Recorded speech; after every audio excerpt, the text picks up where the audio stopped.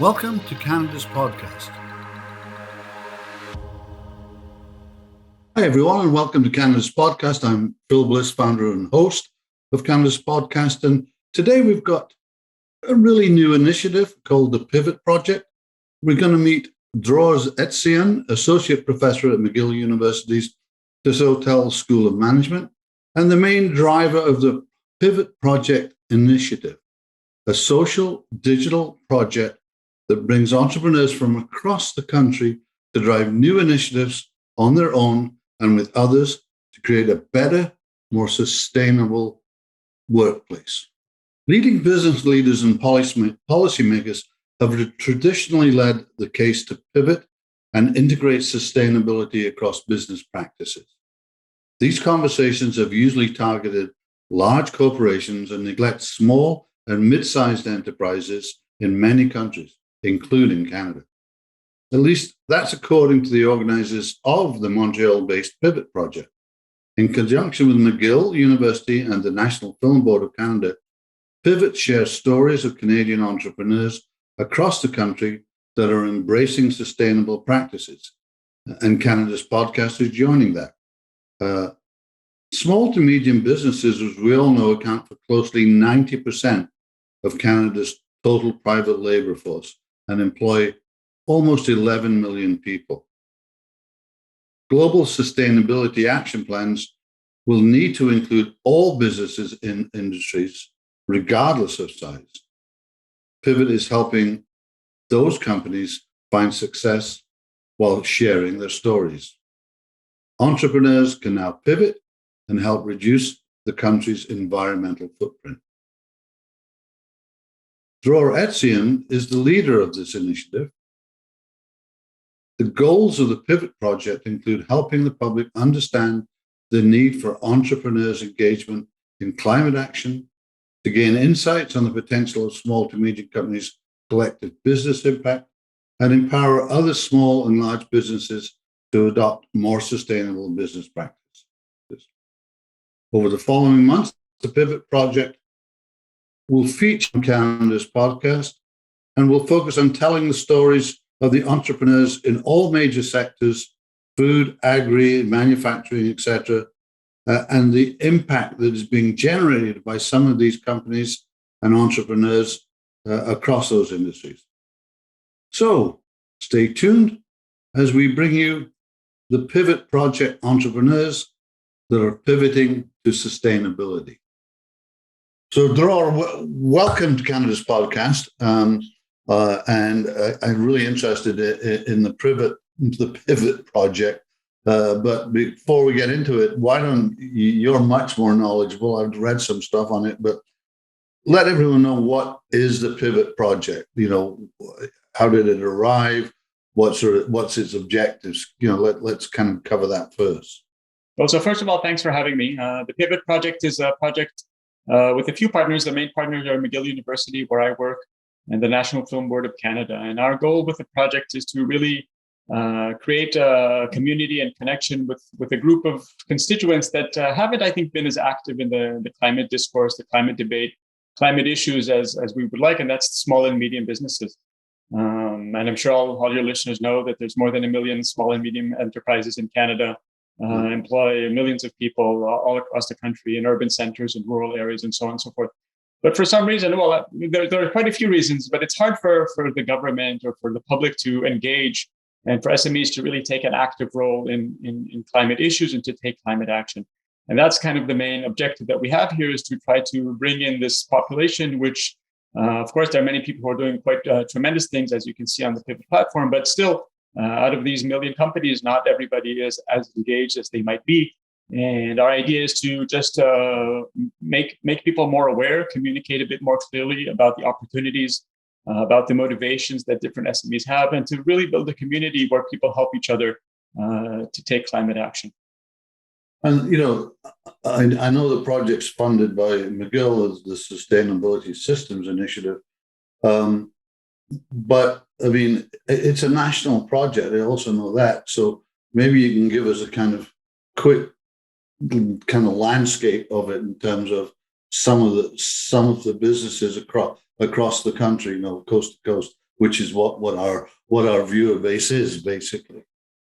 Yes, that's absolutely true. I mean, well, McGill likes to think of itself as kind of a nationally important university. The National Film Board, of course, is a quasi-governmental agency, so its mandate is across all of Canada from sea to sea to sea.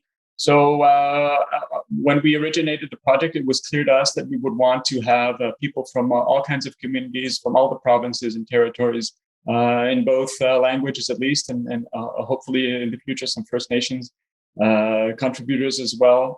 So we really think, because climate change is, of course, a global issue, but definitely a national issue, it was important for us to identify and to highlight small and medium businesses that are taking action across the country in different languages, in different communities, but also in different sectors. There's quite a diverse array of companies that are already taking action. And we think there's a place for everybody, no matter which industry you're from, which community you live in, to do something meaningful. And how are you getting? I mean, obviously, you wanted to come on to Canada's podcast to kind of get the news out a little bit. But how are you managing to recruit, entrepreneurs across the country from, all sectors to dive in and help you on the project? Well, we've been fortunate through our individual networks, the various researchers involved in this project, and all kinds of friends and colleagues who work. They've been able to identify for us people who are good candidates, and then we've had quite a few interviews. We try to identify people who are really doing interesting and meaningful things. So we have friends and colleagues in different universities in the different provinces, and typically people who are active in climate action do engage with academics or are involved in public speaking to highlight some of the activities that they do. And that was kind of the kernel for us to begin.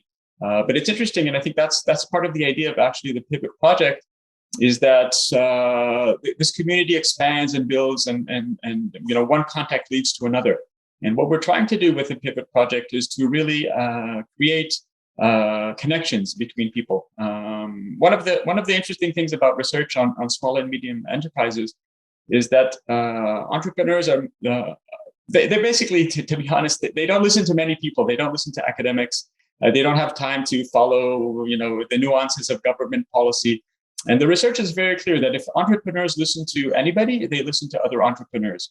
And I think that's the point of this podcast that you guys do, is that really to hear entrepreneurial voices is very inspiring, very motivating, and it's very appealing because it's people that entrepreneurs can believe in, that they have some kind of trust in what they say and to learn from and to emulate. And so that's really the kind of the motivation for our project, is to start with these people that we've identified throughout Canada, and for them to be actually the voice and the leadership and the inspiration and the motivation for other entrepreneurs to engage in climate action as well. So how do you get them engaged? How do you get them to talk to each other?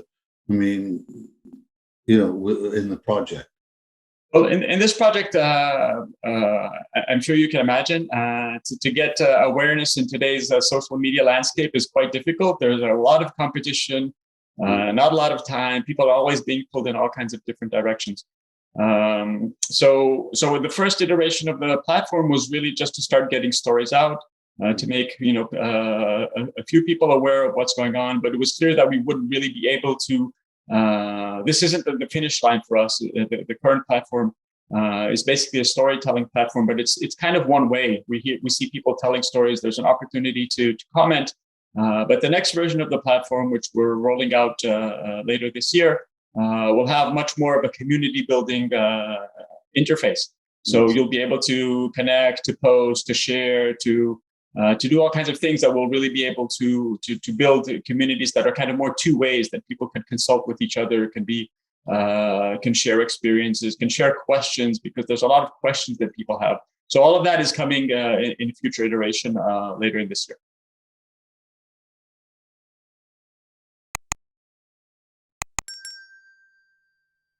Just so people can our entrepreneurial audience can understand it, and obviously pivot means a certain thing in business language. Maybe you can give us an example of one of the organizations that's doing this, that in terms of what it's meant in terms of pivoting from here to sustainability. Can we get kind of a hard example, if you like?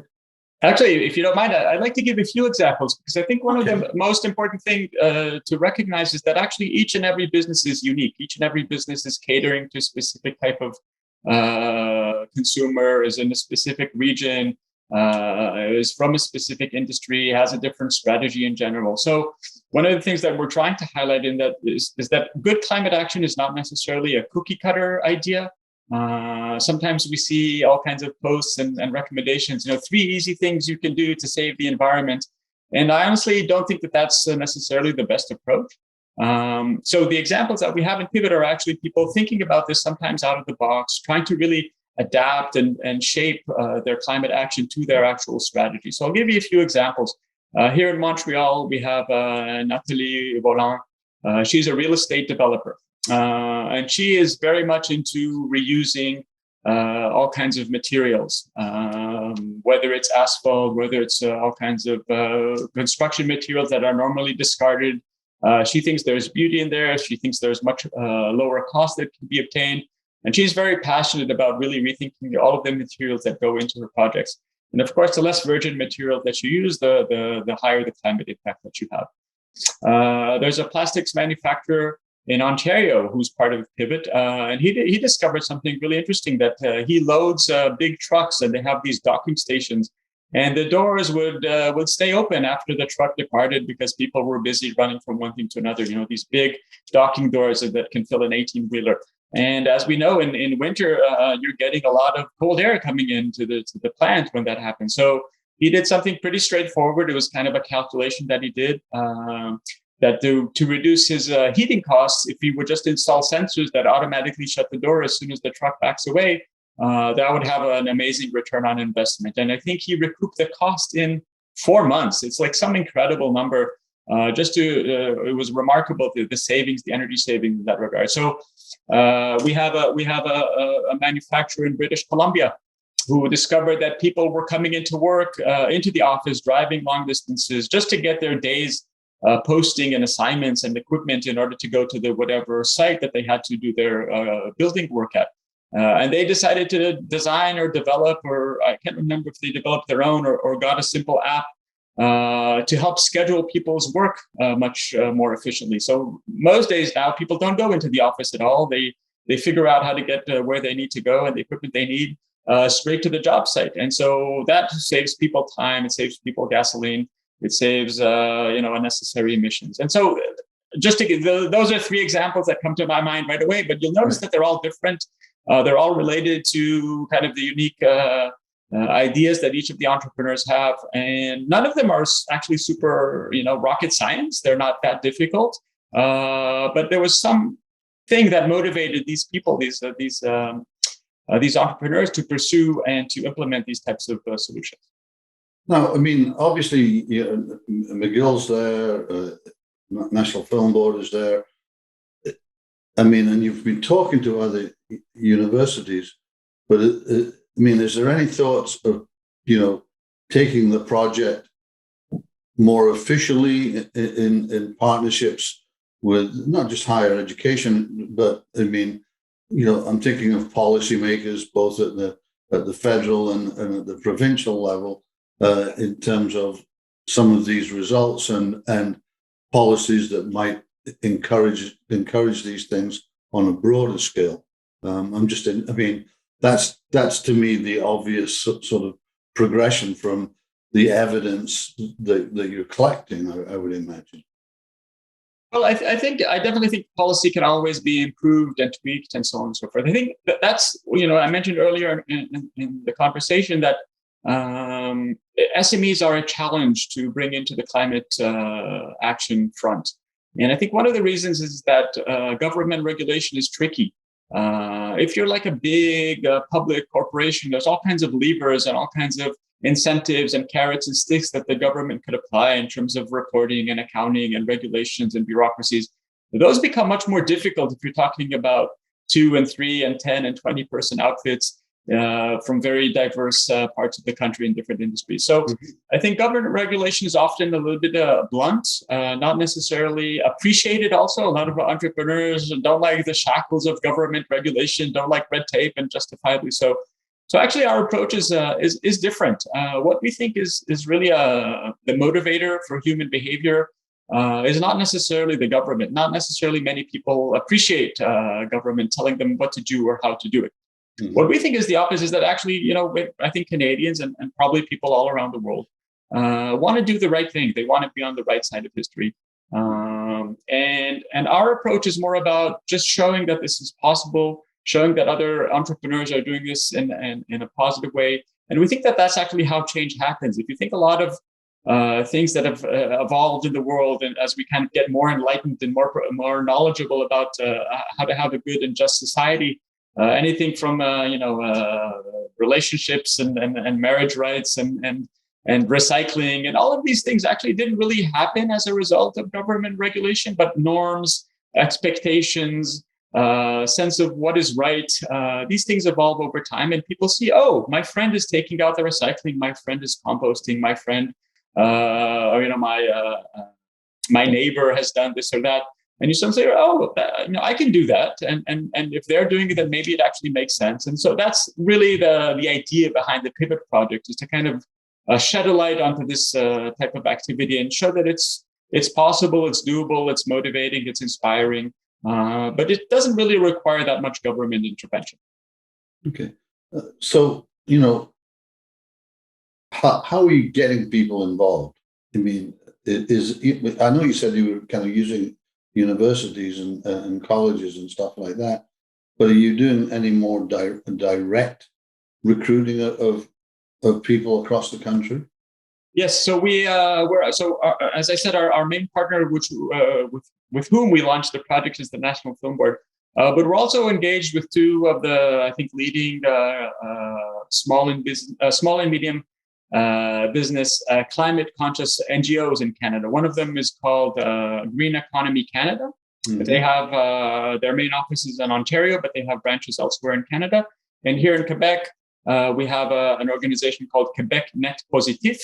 They're, of course, mainly working in the French language in this province, but I think they also have some activities outside of Quebec.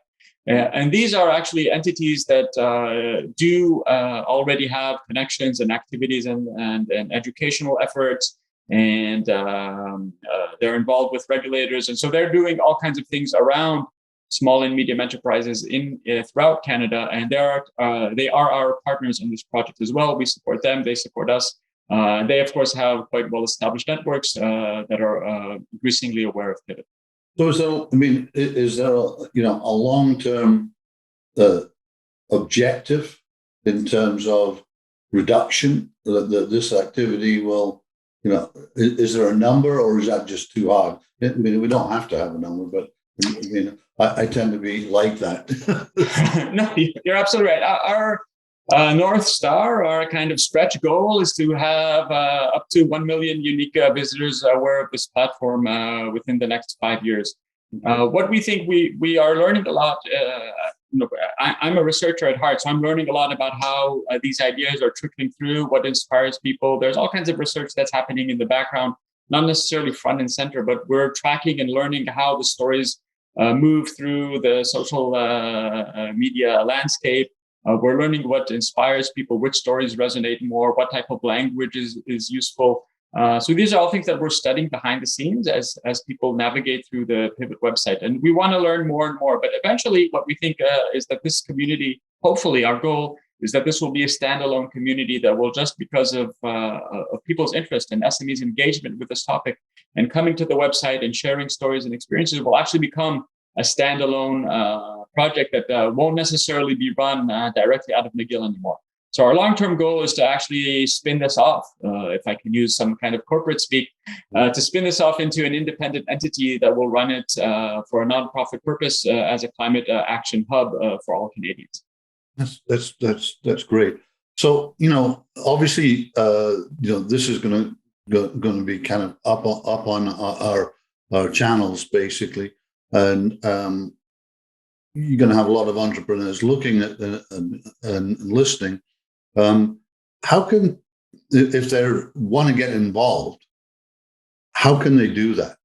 How can they get a hold of you or whoever to sort of say, hey, this is cool. How do I participate? Yes. Well, of course. So, the easiest, as you mentioned, the website is very accessible. It's www.gopivot.org. And then, of course, there's a contact sheet there. We have the beautiful thing about this project. I have to kind of give a shout out to all the wonderful students here at McGill. It's a very popular project. A lot of students want to be engaged in it. A lot of students want to establish connections with businesses. They want to perhaps look for employment opportunities, do internships. So we have quite a few motivated, phenomenal students running the contacts and the communications with the SMEs. So if you go to the website and you're inspired, there's a contact us sheet there. And typically we'll get back to you within 24 to 48 hours quite easily. And we'd love to hear your story and see whether we could bring you onto the platform as well. Okay, well, look, it's been terrific having you on, and I love the project, and I'm glad the students are there because they may be the generation that are affected by the problems we have now in terms of sustainability and environment. Yeah, this is not my quote, but I've heard it said that students are the ultimate renewable resource, and I think that's absolutely true. They keep coming into McGill, and they come with all this energy and positivity, and they do amazing things. So students are definitely the future, and we're very proud of them. So, Drior, thank you for giving us some insights to the Pivot project. As we said, we'll be featuring other entrepreneurs that are engaged in it, and that's going to be fairly exciting as well. So thanks for coming on, and appreciate it. Thanks very much for having me.